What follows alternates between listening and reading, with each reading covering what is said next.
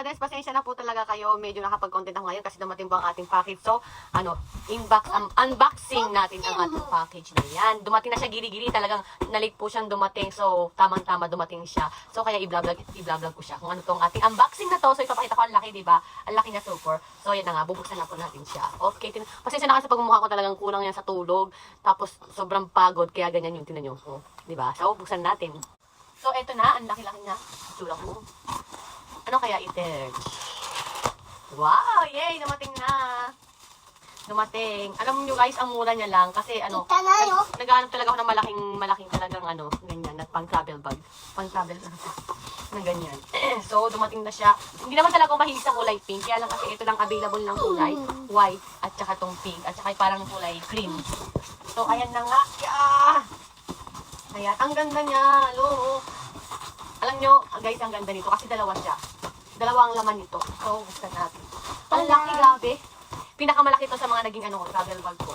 Travel bag. Tawag yan. Look! OMG. Ang laki. Diba? Ang laki niya. Ang laki niya as in. Ang taba pa niya.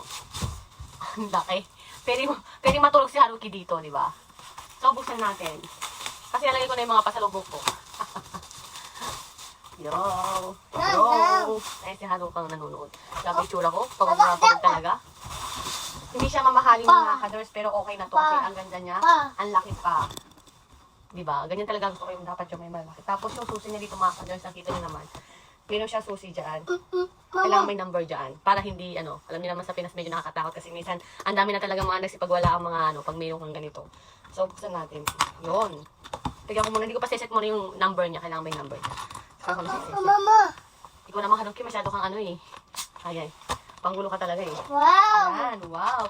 So, ang cute. Alam niyo kung kung bakit ko nagustuhan to mga kadorns. Hulaan niyo. Char, hindi ko napapahula mga kadorns. Wala na akong tayo magpahula pa today.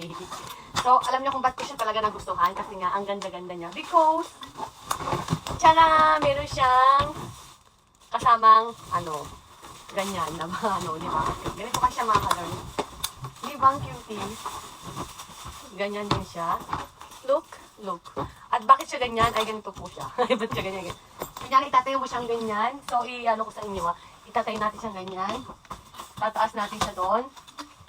Tapos, nakikita nyo to. Isasabit natin siya dito. Diba? Grabe, ang galing.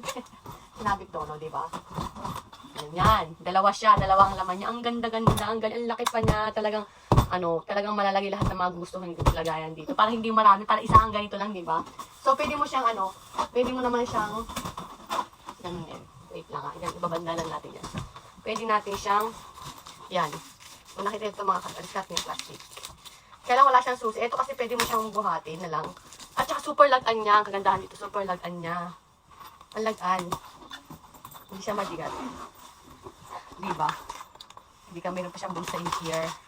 Tapos ito, ganun din ang style niya, pero napakalaki talaga. Ganyan talaga ang mailalagay mo dyan mga Di ba? Tapos, pwede mo siyang iangat na gano'n. Nagaganon siya, Nagaganon siya. Pwede mo siyang iganon. Pwede hindi. Ay, ganyan. Nagaganon kasi siya. Kaya pwede mo siyang buhatin na lang ng gano'n. Di ba? Nagaganon. Tama-tama lang. Tama-tama lang. So, ito pa po. At mag-aayos pa po ako dahil ito ko lang yung mga pasalubong. So, thank you guys for watching.